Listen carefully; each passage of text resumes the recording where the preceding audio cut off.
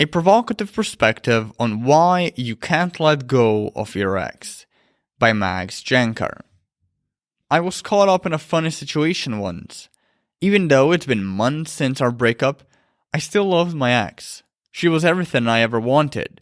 Beautiful, intelligent, and full of enthusiasm and lust for life. The problem was, however, that I couldn't give her what she wanted.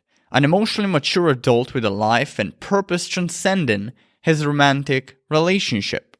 Instead, what she got was an emotional cripple, an uber-jealous control freak who made her the sole source of his happiness.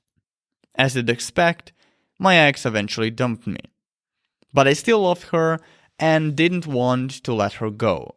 Day in and day out, I silently wondered, if I let go, what if I never find someone like her again? We had such an incredible and impossible to repeat relationship.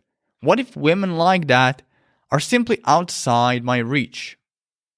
And because I flirted with these erroneous thoughts for so long, they gave birth to umpteen limiting beliefs. I'm not good enough. I'm unlovable. I'm inadequate. I can't find anyone better. It's these beliefs that ultimately made me want to get my ex back no matter what, despite all odds.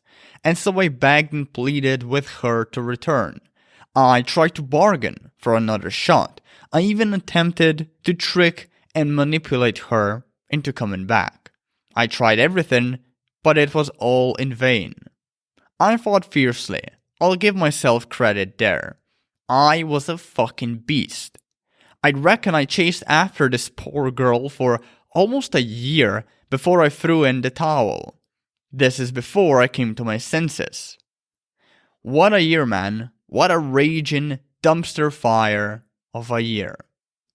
Fast forward another year, after I finally quit the whole get my ex back thing and started dating, I found myself surrounded by women who were, to my surprise, in many ways far better than the one I'd struggled to let go just months prior. This impacted me in two big ways. First, it made me realize that I could get a high-quality replacement girlfriend faster than I thought. Second, it helped me fall out of love with my ex. For the most part, she was out of my mind completely, and replaced by thoughts of other pretty girls I was seeing. In retrospect, the reason I couldn't let my ex go was because I was selfish and afraid. I didn't believe I could find another girlfriend of her caliber to replace her. I naively believed she was irreplaceable, so I feared giving her up and instead held onto her tightly, wasting her time and mine. Yet, I was lucky, incredibly lucky. I've talked to numerous people over the years who, like me, couldn't let go of their ex at some point in their life.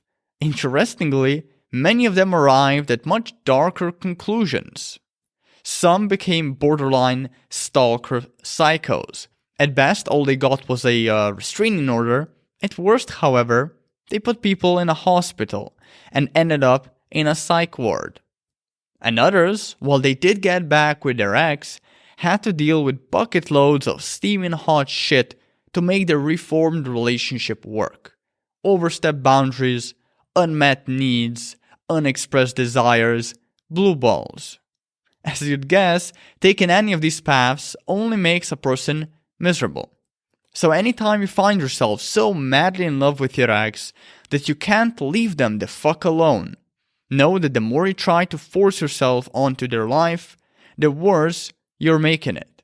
If you're doing this to your ex and you still care about them, and not just yourself, you need to knock it off before you wreck your life and theirs.